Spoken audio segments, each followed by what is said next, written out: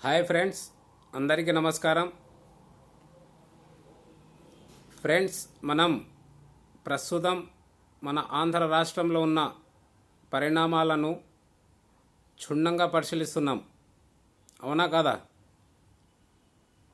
ప్రస్తుతం మన ఆంధ్ర రాష్ట్రాన్ని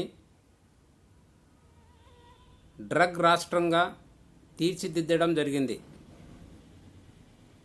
డ్రగ్స్ క్యాపిటల్ ఆఫ్ ఇండియా, మన ఆంధ్ర రాష్ట్రాన్ని డ్రగ్స్ క్యాపిటల్ ఆఫ్ ఇండియా మాదిరిగా తీర్చిదిద్దడం జరిగింది.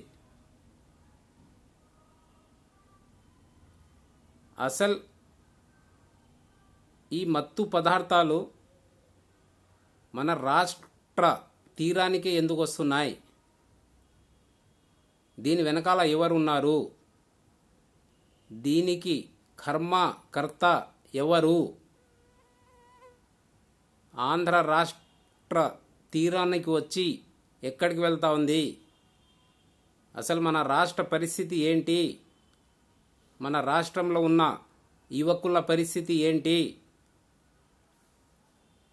అసలు దీని వెనకాల ఎవరున్నారు అనే దానిపైన సిబిఐ, పోలీస్ వ్యవస్థ, ఇంటెలిజెన్స్ వ్యవస్థ క్షుణ్ణంగా పరిశీలించి దీని వెనకాల ఉన్న ముఠాను వెంటనే అరెస్టు చేయాలని చెప్పి కాంగ్రెస్ పార్టీ తరపు నుండి డిమాండ్ చేస్తున్నాను. గత కొన్ని సంవత్సరాలుగా మనం చూస్తున్నాం, మన ఆంధ్ర రాష్ట్రంలో విశాఖ తీరంలో ఎన్నోసార్లు డ్రగ్స్ పట్టుబడ్డాయి. ఎందుకు వస్తూ ఉంది మన ఆంధ్ర రాష్ట్రానికి? ఇది చాలా ప్రమాదకరం, మన భవితరాలకు చాలా ప్రమాదకరం. ఆలోచించాలి ప్రజలు, ముఖ్యంగా యువకులు ఆలోచించాలి, విద్యార్థులు ఆలోచించాలి. ఏం చేస్తున్నారు వీళ్ళు మన ఆంధ్ర రాష్ట్రానికి? ఎక్కడికి తీసుకుని వెళ్తున్నారు? భారతదేశంలో ఆంధ్రప్రదేశ్ అంటే ఛీ ఛీ అని కొడుతున్నారు, అసహ్యంగా చూస్తున్నారు. అభివృద్ధి అనేది మన రాష్ట్రంలో శూన్యం, ప్రతి విషయంలో శూన్యం. అన్ని వైఫల్యాలు మన రాష్ట్రంలో ఉన్నాయి. ప్రపంచంలోని అన్ని దేశాలు ఛీ కొడుతున్నారు మన రాష్ట్రాన్ని. కాబట్టి ప్రజల్లో చైతన్యం రావాలి, ప్రజలు ఆలోచించాలి. మీరు చదువుకున్న వాళ్ళు, ఆలోచన పరువులు, ఆలోచించండి ఒకసారి. ఈసారి అయినా ఆలోచించి కాంగ్రెస్ పార్టీను అవకాశం ఇవ్వండి. ప్రజల్లారా, కాంగ్రెస్ పార్టీను అవకాశం ఇవ్వండి. కాంగ్రెస్ పార్టీ మన రాష్ట్రాన్ని విడగొట్టి పాపం చేసింది అని చెప్పి నింద మోపి, ఈ పనికి మాలిన ప్రాంతీయ పార్టీలు ఆ నిందను కాంగ్రెస్ పార్టీపై మోపి అడ్డుగోలుగా అధికారంలోకి రావడం జరిగింది. ఒక్కసారి టీడీపీ ప్రభుత్వం, మరో ఒక్కసారి వైసీపీ ప్రభుత్వం. ఏం మీరు సంతకాలు పెట్టలేదా? విభజన జరిగేటప్పుడు మీరు లేరా? మీ అభిప్రాయం చెప్పడం జరిగింది కదా. ఎందుకప్పుడు అడ్డుపడలేదు? సంతకాలు ఎందుకు పెట్టినారు మీరు? కాంగ్రెస్ పార్టీ ఏ విధమైన తప్పు చేయలేదు.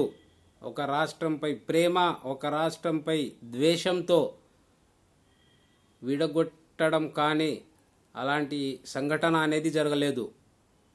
ఎన్నో సంవత్సరాలుగా వస్తున్న జటిలమైన సమస్య ఇది. కాబట్టి మన ఆంధ్ర రాష్ట్రానికి దిశ దశ కేవలం కాంగ్రెస్ పార్టీనే. ప్రజల్లారా ఆలోచించండి.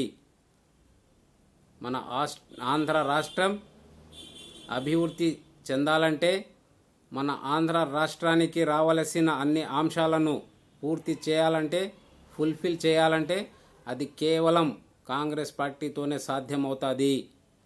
మనకు ప్రత్యేక హోదా కావాలన్నా, పోలవరం ప్రాజెక్ట్ పూర్తి కావాలన్నా,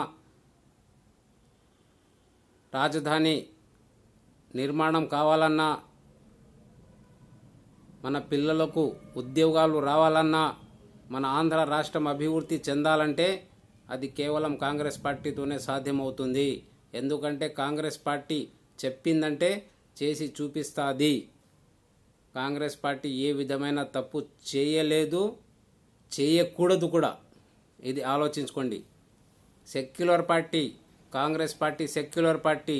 ఏ రోజు కూడా కాంగ్రెస్ పార్టీ కులాల జోలికి, మతాల జోలికి, సాంప్రదాయాల జోలికి వెళ్ళదు. బీజేపీ పార్టీ మాదిరిగా కులాల జోలికి, మతాల జోలికి వెళ్ళదు. ఒక సెక్యులర్ పార్టీ. దయచేసి ప్రజల్లారా ఆలోచించి రాబోయే లోక్సభ మరియు అసెంబ్లీ ఎన్నికల్లో కాంగ్రెస్ పార్టీను ఆదరించి కాంగ్రెస్ పార్టీకు తమ అమూల్యమైన ఓటు వేసి అత్యధిక సంఖ్యలో ఎమ్మెల్యేలను మరియు ఎంపీలను ఇవ్వాలని చెప్పి కాంగ్రెస్ పార్టీ తరపు నుండి ఆంధ్ర రాష్ట్రంలో ఉన్న ప్రతి పౌరుడికి నేను విజ్ఞప్తి చేస్తున్నాను. జై హింద్, జై కాంగ్రెస్, జై షర్మిలమ్మ.